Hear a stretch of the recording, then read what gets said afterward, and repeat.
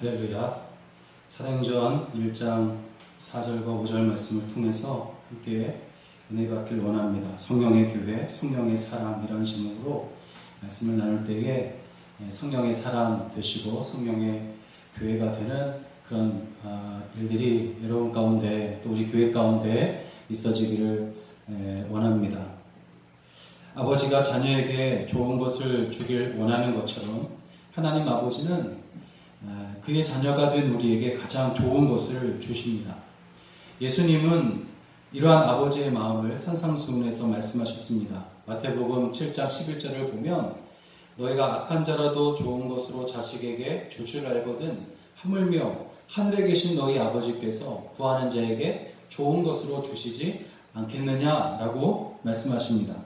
그리고 하나님께서 구하는 자에게 주시는 좋은 것이 성령임을 누가복음 11장 13절에서 알려주십니다.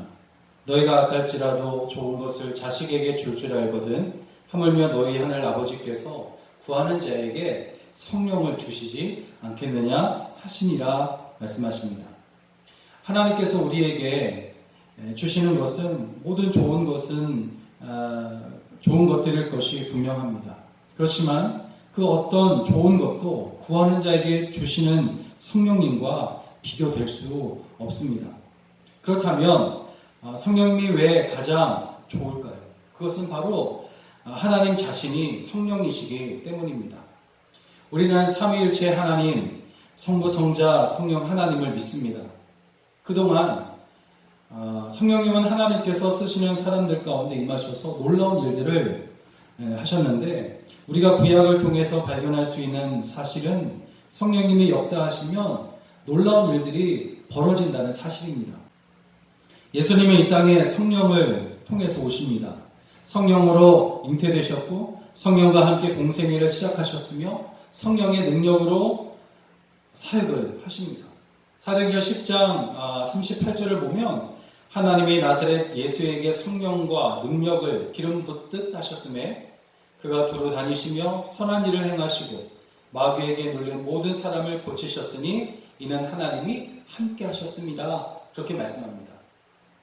예수님이 죽은 자 가운데서 다시 사신 것도 성령의 능력을 통해서였는데 40일 동안 제자들과 함께 하시다가 승천하시면서 그들에게 모든 족속으로 제자를 삼으라는 사명과 함께 그 일을 할 수 있는 권세를 주십니다.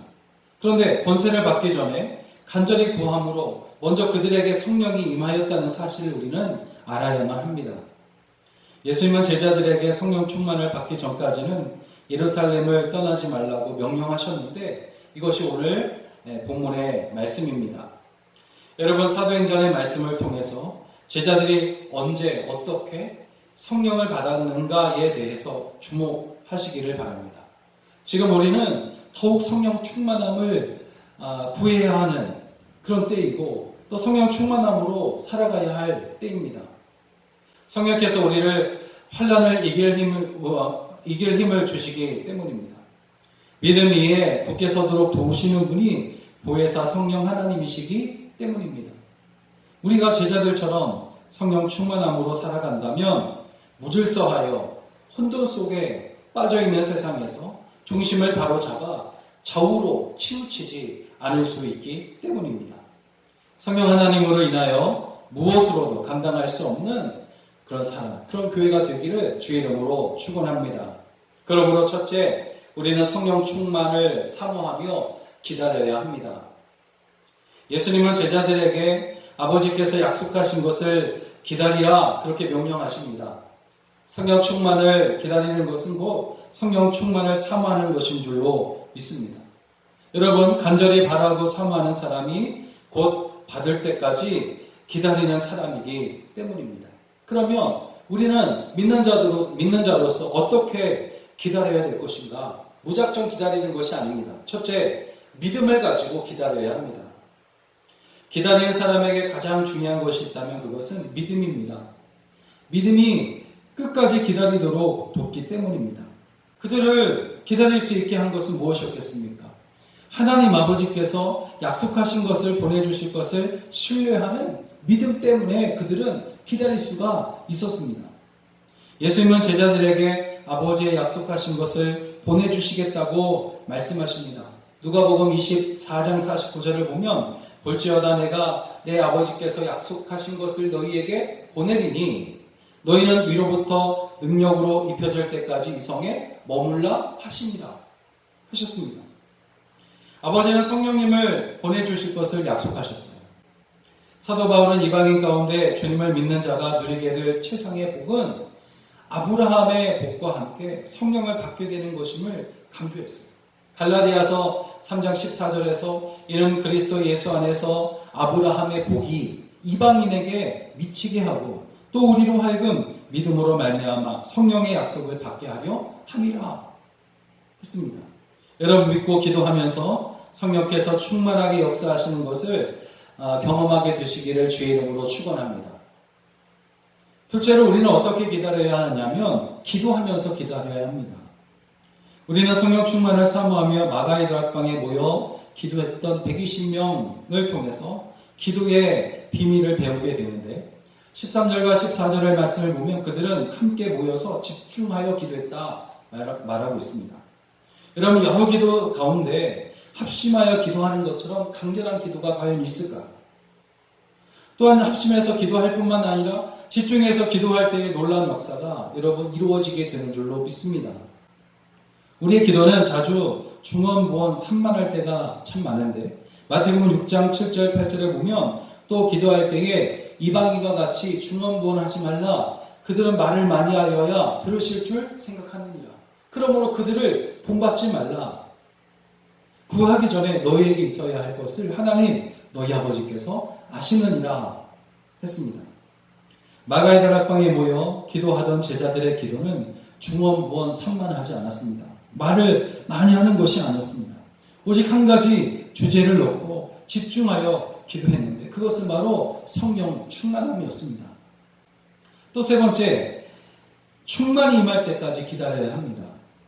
우리는 이 정도면 될 것 같다 하며 작은 은혜라도 나쁘지 않다 할 때가 많은 것 같아요. 그러나 여러분 성경은 은혜 가운데에도 큰 은혜가 있고 복 가운데에도 큰 복이 있으며 능력 가운데에도 큰 능력이 있고 큰 도움이 있다고 분명히 말씀하고 있어요. 그러므로 성령 충만함을 더욱 강구하시기를 바랍니다. 예수님은 우리의 모범이 되시는데 하나님 아버지는 예수님을 성령님으로 충만하게 하셨어요. 은혜와 진리로 충만하게 하셨고 지식과 지혜로 충만하게 하셨습니다. 그래서 제자들은 예수님의 충만한 데서 충만한 은혜를 받았습니다. 요한복음 1장 14절과 16절의 말씀을 보면 말씀이 육신이 되어 우리 가운데 거하시네 우리가 그의 영광을 보니 아버지의 독생자의 영광이요 은혜와 진리가 충만하더라. 우리가 다 그의 충만한 데서 받으니 은혜 위에 은혜로라 말씀하고 있어요. 왜 우리는 성령 충만을 받아야 하며 또 하나님으로부터 오는 복과 은혜를 충만히 받아야 할까요? 우리가 또 주께서 거하시는 성전이기 때문인 줄로 믿습니다. 교회의 역할은 충만한 중에 만물을 충만하게 하는 것이라고 에베소서 1장 22절 23절에서 증거하고 있어요. 또 만물을 그의 발 아래 복종하게 하시고 그를 만물 위에 교회의 머리로 삼으셨느니라. 교회는 그의 몸이니 만물 안에서 만물을 충만하게 하시는 이의 충만함이니라 말씀하고 있습니다. 이 말씀을 묵상하는 중에 성령 충만을 받았던 요셉의 지혜가 떠올랐습니다. 요셉은 7년 풍년 동안 매해 추수한 곡식의 5분의 1을 창고에 저장했어요. 그랬더니 7년 동안 저장한 곡식이 나중에는 흘러넘치게 됩니다. 충만하고 충만해졌습니다. 그가 곡식을 많이 저장한 이유가 있었는데 그것은 모든 나라 사람들을 7년 흉년 동안 먹여 살려야 했기 때문입니다. 그런데 우리가 기억해야 할 사실은 첫 해에 이렇게 많은 곡식이 저장된 것이 아니라는 것입니다. 충만하게 저장되기를 기다리면서 7년을 저장했을 때에 이런 놀라운 결과를 가져온 것입니다. 그러므로 믿고 기도하면 점점 충만해지고 기도하며 기다리면 점점 커지고 충만할 때까지 기다리다 보면 흘러넘치게 될 줄로 믿습니다. 둘째로 성령님이 임하시면 권능을 받습니다. 예수님은 제자들에게 능력이 필요한 것을 아셨어요. 그 능력은 육신의 능력, 세상의 권력, 그것이 아닙니다. 예수님이 말씀하신 능력은 신령한 능력이었어요. 모든 것을 초월하는 능력이요, 위로부터 임하는 능력이었습니다.